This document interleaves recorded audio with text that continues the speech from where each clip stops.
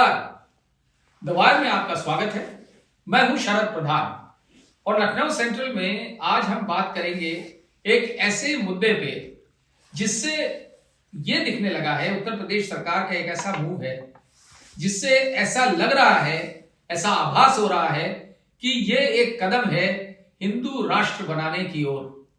जी हां, और ये एक ऐसा मूव है जिसके जरिए से सरकार ये कोशिश कर रही है कि एक ही तीर से दो निशाने लग जाए, क्योंकि इसके जरिए से ऐसा भी प्रतीत हो रहा है कि भारतीय जनता पार्टी का उद्देश्य है दलित वोट में सेंध लगाने का।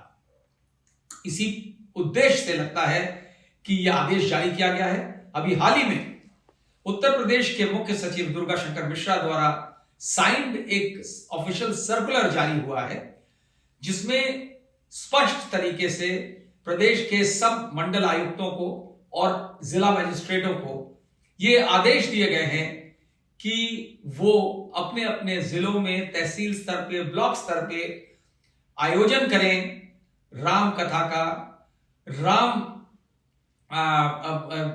रामायण का। और जोर इस बात पे है कि ये इस बार रामायण तुलसीदास की रामायण की बात नहीं हो रही है, अब की बार जोर दिया जा रहा है वाल्मीकि रामायण पे, जिसका इससे पहले शायद किसी भी आयोजन में जिक्र नहीं होता है।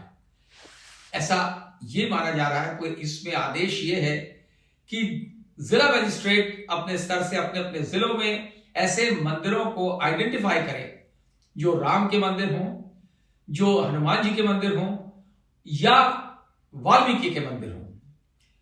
तो राम के मंदिर तो कम मिलेंगे आपको, हनुमान जी के बहुत ज्यादा मिलेंगे और बहुत सारे वाल्मीकि मंदिर भी मिलेंगे।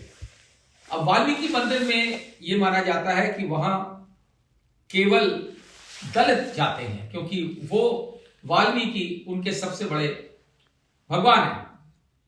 और ऐसी जगह पे ये इस बार पहली बार देखा गया है कि सरकार द्वारा आयोजित कार्यक्रम में वाल्मीकि रामायण का उच्चारण करने का, उसके ऊपर प्रवचन देने का, उसके बारे में उसकी कथा सुनाने की बात जोर शोर से रखी गई है।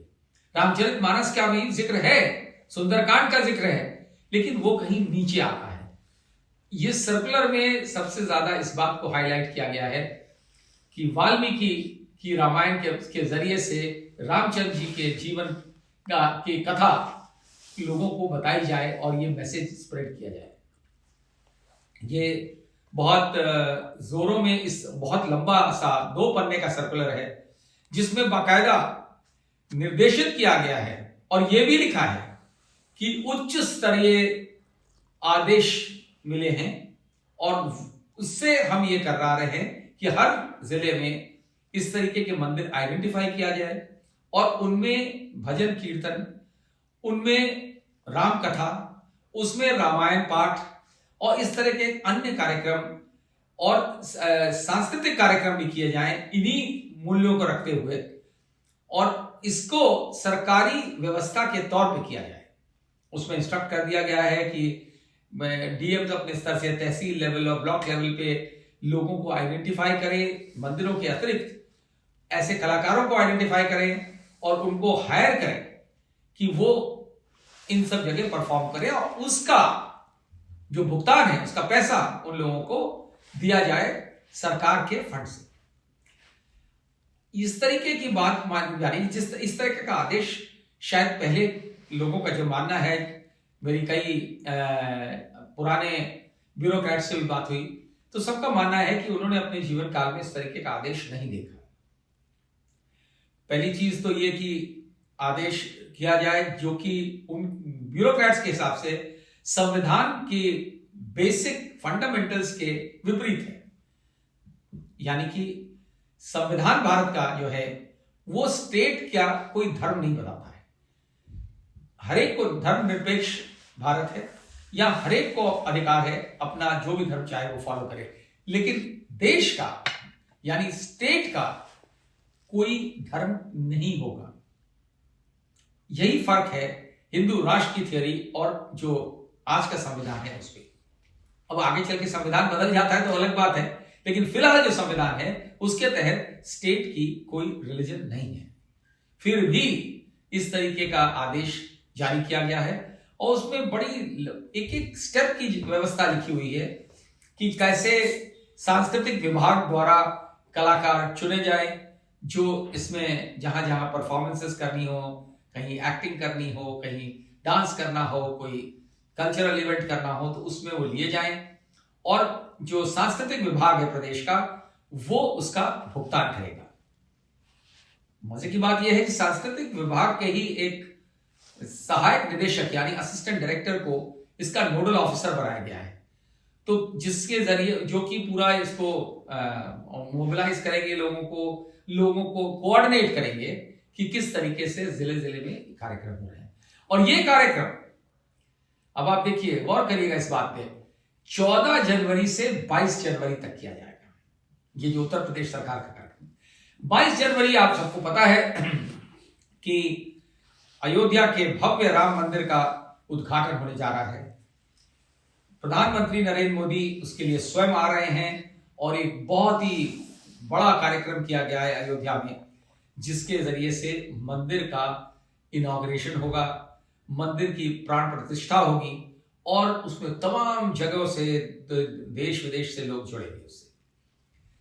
अब उससे पहले ये उत्तर प्रदेश सरकार ने एकदम से ये डिसाइड किया कि वो तो इवेंट होगा और सबको मालूम है वो तो प्रधानमंत्री का इवेंट होगा, तो उससे पहले उत्तर प्रदेश सरकार भी अपनी तरफ से इस तरीके का आयोजन कर ले। तो उन्होंने ये कर लिया कि 14 तारीख से और 21 की रात तक इस तरीके के भजन कीर्तन, रामायण पाठ, राम कथा, ये सब विभिन्न मंदिरों में, और वहां लाइटें लगाई जाएंगी, वहां बजेगा ये इस तरीके का जो संगीत, जो जगह जगह उससे एक माहौल बनेगा, इसमें कोई शक नहीं कि, और अधिकार है उनको ये करने का। लेकिन क्या सरकार को ये करना उचित है? सवाल केवल ये है, बाकी होना चाहिए। पार्टी स्तर पे होता तो इसमें किसी को कोई एतराज होने का सवाल ही नहीं, और लोगों को सबको अच्छा लगता है, हमें भी अच्छा लगता है कि आप इस तरीके का कार्यक्रम करें और लोग जाते हैं देखने सुनने। लेकिन अगर सरकार करती है तो फिर ये एक विवशता हो जाती है कि भाई आपको सवाल उठाना है, क्योंकि कोई चीज अगर संविधान से विपरीत है तो फिर सवाल पूछा ही जाएगा। लेकिन इसमें जिस तरीके से हर पैरे में एक कोई ना कोई निर्देश दिया गया है, ये भी है कि इस पूरे कार्यक्रम का बहुत भव्य तरीके से इसकी पब्लिसिटी करी जाए, और पब्लिसिटी के लिए जो स्टेट का इंफॉर्मेशन और पब्लिक रिलेशंस डिपार्टमेंट है उसको ऑथराइज किया गया है, जो बिल्कुल उसमें हमेशा करती है सरकार की सारी पब्लिसिटी वही विभाग करता है। अब ये 2 विभाग मिलकर के और सारे डिस्ट्रिक्ट मजिस्ट्रेट्स, कमिश्नर्स सभी, लेकिन ये भी वहां पे ये भी है कि वहां की साफ सफाई, जलपान, इसकी व्यवस्था तहसीलदार और ब्लॉक लेवल पे और डीएम्स खुद करेंगे। अब वो कौन से फंड से करेंगे इसका जिक्र भी नहीं है, जो फिर एक जो है अजीब चीज लगती है। क्या लोगों से फंड कलेक्ट कराए जाएंगे? फंड कलेक्ट करने में क्या क्या कुरीतियां भी होती हैं, वो आप समझ सकते हैं। तो लेकिन कोई इसमें इसका कोई इंस्ट्रक्शन नहीं है, ये बात एम्बिगुअस रखी गई है कि जो बाकी कार्यक्रम होंगे उनका खाली है कि आर्टिस्ट का पेमेंट वहां से किया जाएगा जो हायर किए जाएंगे, लेकिन जो साफ सफाई और जलपान में खर्चा होगा उसका कहां से पैसा आएगा इसका भी कोई जिक्र नहीं। ठीक, कोई बहुत बड़ा अमाउंट नहीं होता है, लेकिन जहां सरकार का इन्वॉल्वमेंट हो वहां पे मेंशन होना लगता है कि सही तरीका है। अब ये कार्यक्रम जिस तरीके से होंगे और बिल्डअप होगा 22 जनवरी से पहले, वैसे भी देखिए जितने लोगों को इंतजार है, सबको इस देश के तमाम करोड़ों करोड़ों लोगों को इंतजार है कि अयोध्या का राम मंदिर तैयार हो, वो जाकर के वहां पूजा अर्चना करें।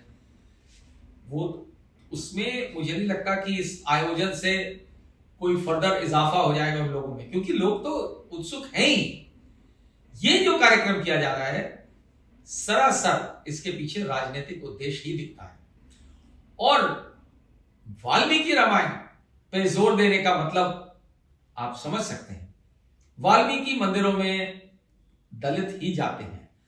और शायद ऐसा लगता है कि इसी उद्देश्य से ये कार्यक्रम रखा गया है, जिससे दलितों के बीच ये मैसेज जाए कि भाजपा वाल्मीकि का कितना ख्याल करती, कितना सम्मान करती है, जबकि आज तक नहीं किया है। अब खैर चुनाव के टाइम पे बहुत सी ऐसी चीजें की जाती हैं जो दिल से, जिनका कोई लगाव नहीं है उन लोगों का, जो करवाते हैं, लेकिन उन्हें वोट मिल सकता है तो क्यों ना करें, यही इसमें दिखता है। लेकिन शायद ये स्कीम बनाने वाले, ये प्रोग्राम बनाने वाले लोग ये भूल गए कि वाल्मीकि रामायण में रामचंद्र जी की आलोचना भी है। गोस्वामी तुलसीदास के रामचरितमानस में जिस तरह से रामचंद्र जी को महामंडित किया गया है, उतने खूबसूरत तरीके से कोई नहीं कर पाया। और उसमें केवल उनकी तारीफ, प्रशंसा और उनके द्वारा उनकी वैल्यूज, उनको जैसे मर्यादा पुरुषोत्तम बनाया गया है।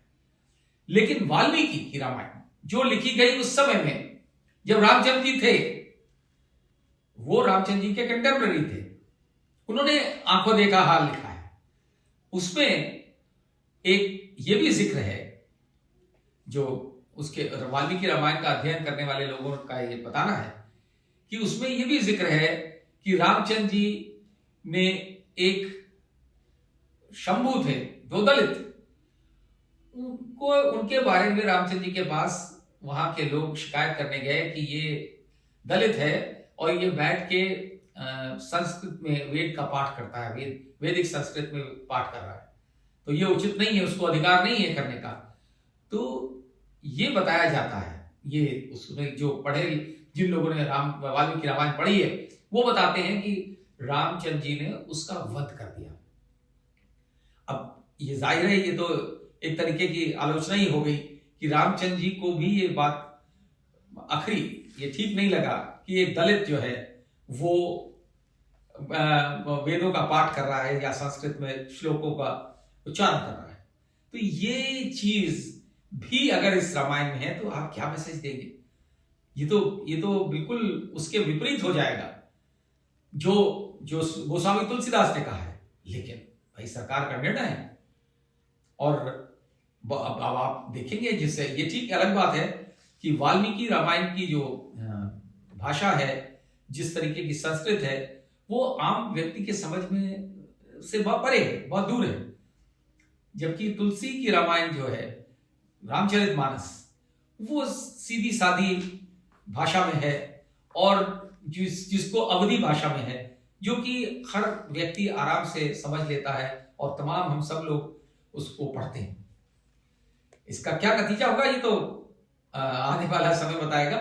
लेकिन फिलहाल इसमें कोई शक, कोई संदेह नहीं कि भारतीय जनता पार्टी का उद्देश्य बड़ा साफ है और इसके जरिए से वो दलित वोट को भी टैप करने का प्रयास कर रहे हैं और दूसरी तरफ ये मैसेज दे रहे हैं कि हमसे ज्यादा बड़ा राम भक्त कोई नहीं। द वायर के और वीडियोस देखने के लिए सब्सक्राइब करें और बेल आइकन पर क्लिक करें। स्वतंत्र पत्रकारिता की आर्थिक मदद करने के लिए डिस्क्रिप्शन में दिए गए लिंक पर जाएं और अपनी राशि चुनें।